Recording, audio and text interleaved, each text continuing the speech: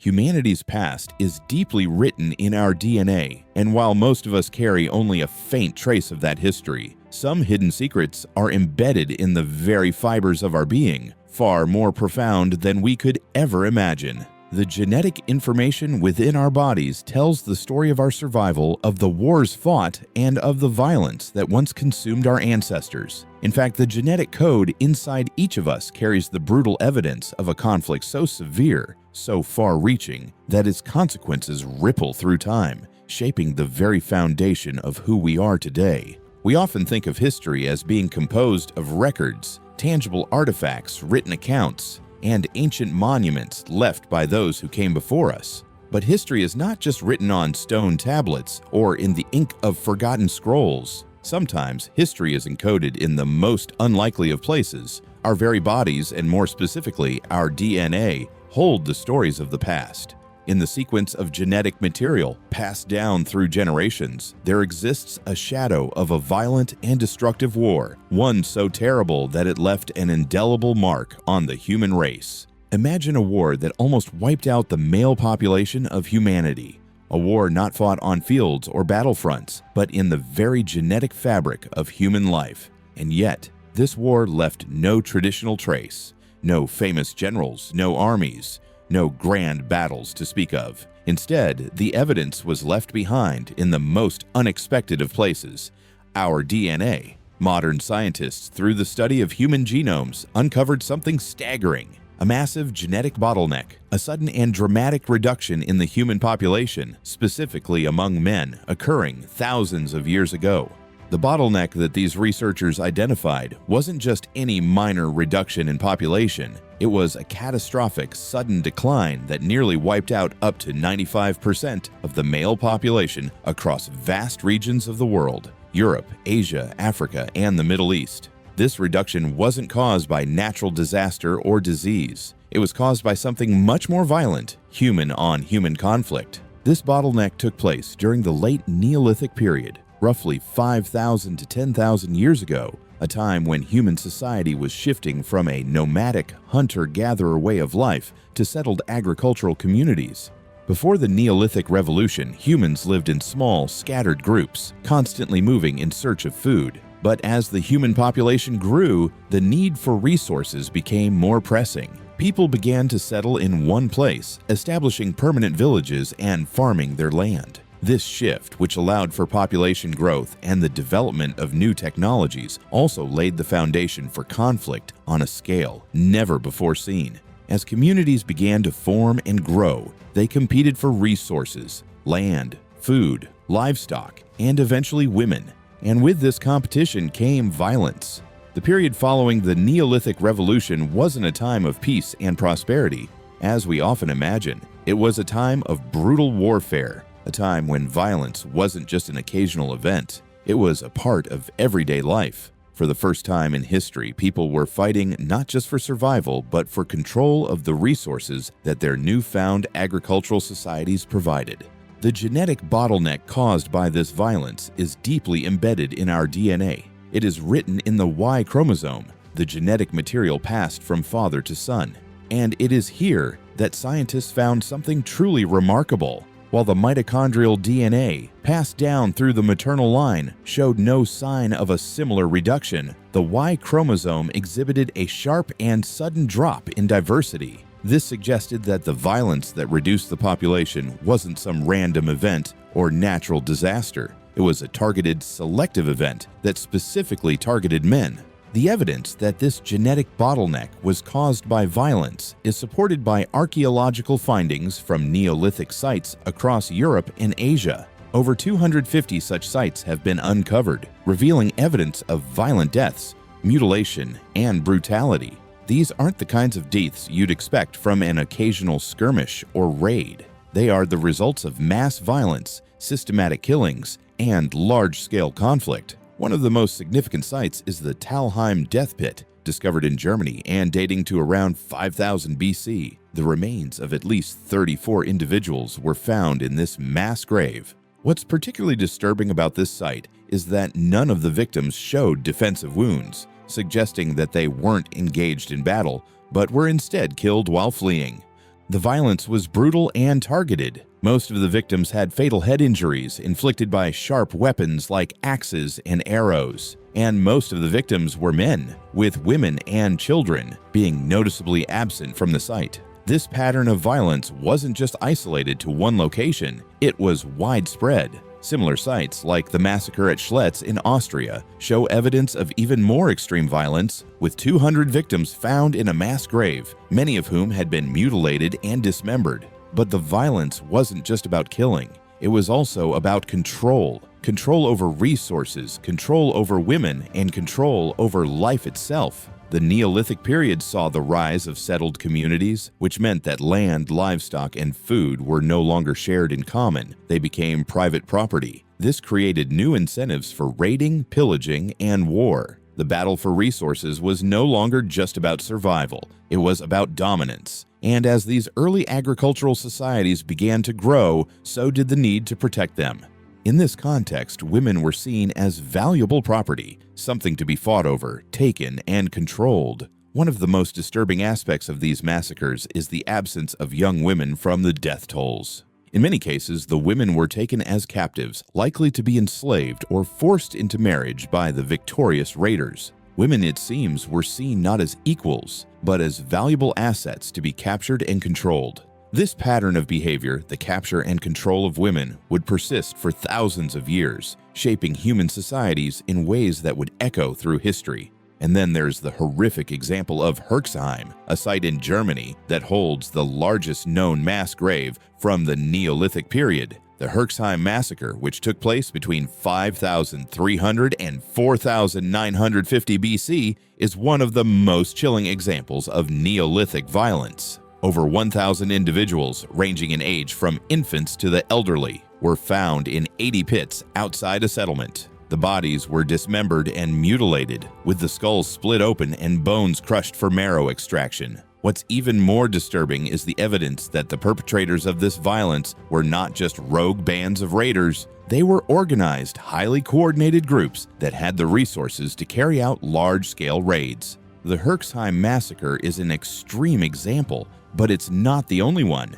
Evidence of similar violence has been found in many other parts of the world, from Europe to Asia, and the pattern is clear. Neolithic humans lived in a world of constant conflict, where raids, massacres, and violent deaths were not rare events, but routine occurrences. These were the early days of human society, a time when the fight for survival wasn't just a matter of finding food and shelter. It was a matter of fighting for control over everything that could ensure your survival. So what caused this violence? Why was it so widespread? The most obvious answer is that the Neolithic Revolution, the shift from a nomadic hunter-gatherer way of life to settled agricultural communities, created new incentives for violence. As people settled in one place and began farming, they produced surpluses of food and resources. These surpluses became targets for raiders, who fought to control them. But there's another factor at play here, a social shift that was taking place in Neolithic societies. As these early communities began to form, they also began to develop new social structures. These structures were often patriarchal, with men becoming the primary protectors and providers for the group. This shift in social organization may have made men more territorial, more protective of their families, and more likely to resort to violence in order to defend their communities. But the violence of this period wasn't just a result of competition for resources, it was also a result of cultural changes. The rise of agricultural societies brought with it the rise of private property, and with private property came the need to protect it. As men began to organize into patrilineal kin groups, the concept of ownership became more ingrained. These kin groups often fought to protect their land, their livestock, and their women, and in the process they became locked in a cycle of violence, one that would continue for generations. The genetic bottleneck that resulted from this violence left a lasting mark on human history. While humanity's genetic diversity has largely recovered, some populations still carry the scars of this period. In fact, certain populations have lower genetic diversity than others, a lingering effect of the catastrophic bottleneck that occurred thousands of years ago. This genetic legacy is not just a relic of the past, it is a part of who we are today.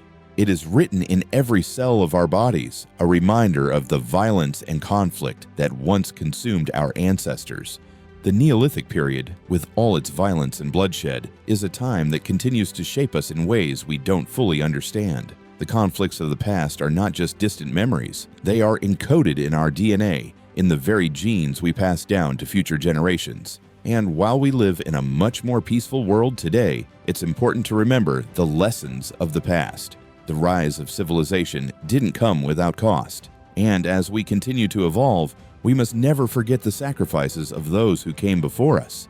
As we journey deeper into the past, it becomes clear that the origins of human violence are woven into the very fabric of our existence. We have all heard of the stories that speak of early humans living in constant fear of wild animals, hunting and gathering to survive. But there is an aspect of prehistory that is often ignored or misunderstood: the rise of violence not from nature, but from within human societies themselves. This was not the violence of survival, of defending against predators. This was a violence born out of the fundamental shifts in how humans organized themselves and how they interacted with one another, particularly during the Neolithic period. The Neolithic period, which began around 12,000 years ago, was the dawn of agriculture. For the first time, humans began to settle down and cultivate crops. They began to domesticate animals, build permanent settlements, and form social structures. It was a time of great change, a period in which humanity took its first steps toward creating civilization, but it was also a time of immense violence. As communities grew larger and more complex, so did their need for resources. And with resources came conflict. Human society, for all its advancements, was now forced to deal with the same primal instincts that had ruled the wilderness. The transition from a hunter-gatherer lifestyle to an agricultural one meant that people were no longer just looking for food in the wild. They were now cultivating it. They were growing crops, herding animals, and building communities that depended on these resources for survival. This shift to settled life also meant that humans were now tied to the land. They had a stake in the earth itself, land that could be fought for, protected, and at times seized from others. No longer were they wandering tribes looking for food. Now they were owners of property, which made them vulnerable to theft, raid, and territorial conquest. This marked the beginning of a new kind of violence, one that was not driven by the need to survive, but by the need to control resources and power. This is where the first truly organized human conflicts arose. Unlike the scattered skirmishes and occasional territorial disputes of earlier human history, this was war in the most primal sense. It was organized, it was systematic, and it was brutal. Early humans living in small, tightly knit communities began to form larger alliances, often based on kinship. These kin groups, organized around male-dominated bloodlines, were the first proto-states, precursors to the complex societies that would later form in the ancient world. The genetic bottleneck, which has left its indelible mark on our DNA, was caused by a series of these brutal, localized conflicts. As the archaeological record shows, human beings were not just fighting for land, they were fighting for survival itself. These battles were not only about the territory they controlled, but also about the fundamental survival of their people. When resources became scarce, as they often did in early agricultural societies, these conflicts became life or death struggles. And with the intensity of these fights came extreme violence. Perhaps one of the most striking examples of this violence can be found in the skeletal remains of Neolithic people. Archaeologists have discovered that early human remains show an astonishingly high incidence of violence and trauma. In fact, when studying the bones of individuals from this period, researchers found that a significant portion of the population had suffered traumatic injuries, many of them fatal. In some cases, entire communities were wiped out in a single raid, with no one left alive to tell the tale. These findings suggest that violence during the Neolithic period was far more common than we ever imagined, and it was much more lethal than we have ever been taught.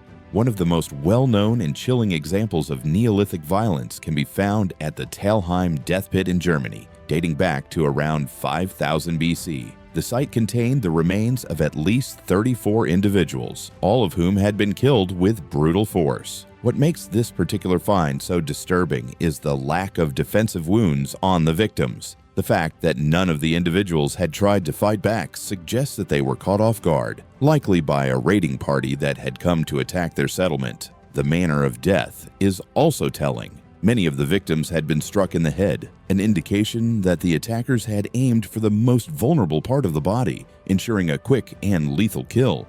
This wasn't just a random act of violence. The Talheim death pit, like many Neolithic massacre sites, shows evidence of organized, systemic violence. The attackers were not simply trying to kill as many people as possible. They were systematically eliminating their enemies. This was not just the act of an individual or a small band of raiders. It was the work of organized groups. And what's even more chilling is the fact that many of the victims at Talheim were young men. These young men, likely the sons of the community, were the ones targeted for death.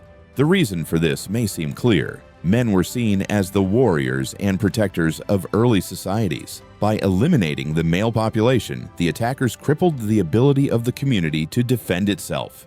But it wasn't just the men who were affected by this violence. Women, too, were caught up in this destructive period. In many cases, young women were taken captive and forced into slavery or marriage by the victorious raiders. The pattern of female captives being taken by force is seen in many Neolithic massacre sites. Women were considered valuable property, assets to be controlled by those who had the power to take them. And with this new concept of property came an even darker side to early human conflict. The human capacity for violence grew as societies became more structured. The rise of social hierarchies and patriarchal systems meant that men were often pitted against each other in bloody battles for control. These men were not fighting for food or shelter as early humans had done in the past. No, they were fighting for power, control, and resources. And this violence became institutionalized. Early civilizations, including those of Mesopotamia, Egypt, and the Indus Valley,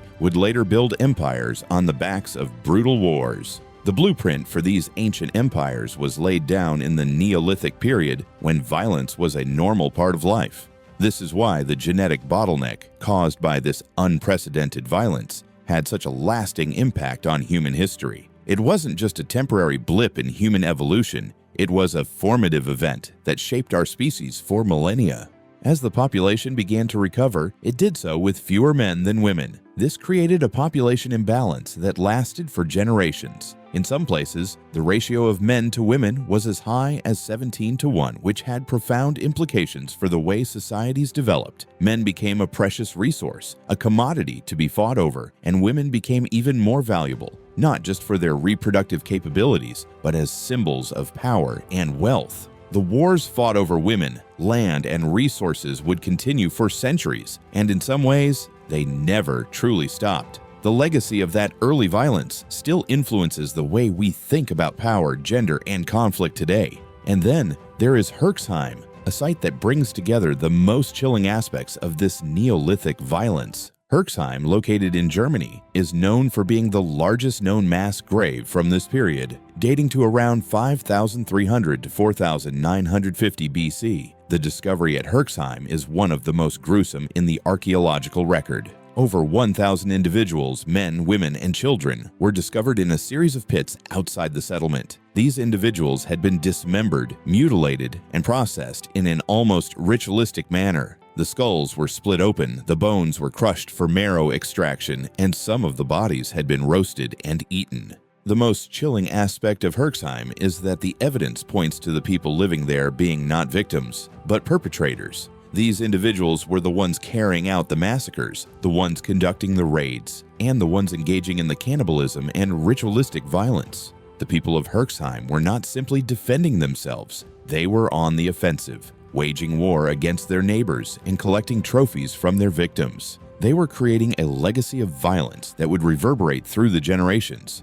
The discovery at Herxheim is a testament to the brutality of this time, but it is also a reminder of how far humanity has come. The violence of the Neolithic period did not define human history forever. Over time, as societies grew more complex and trade, diplomacy, and alliances became more common, the frequency of such violent conflicts began to diminish. But the scars of those ancient wars still remain, both in our DNA and in the way human societies are structured today. As we move forward in our understanding of human history, it's important to remember that the violent past is not something that happened long ago and has no bearing on our lives. No, The violence of the Neolithic period, the wars, the massacres, and the destruction left a profound impact on the way human societies developed. It left its mark on our genes, on our social structures, and on our cultural norms. And while we may live in a more peaceful world today, we must never forget the lessons of the past, the sacrifices made by our ancestors, and the price that was paid for the peace we now enjoy. In the end, our survival as a species is not just a result of our ability to adapt to the natural world, but our ability to survive the darkness within our own hearts. We must remember that the true story of humanity is not just about our triumphs. It is about our struggles, our violence, and our capacity for destruction. But it is also about our resilience, our ability to heal, and our commitment to building a better world for future generations. Thank you for joining me on this journey through the depths of our shared history. Until next time, remember that the past is never truly gone. It lives on in us, in our genes, and in the choices we make today.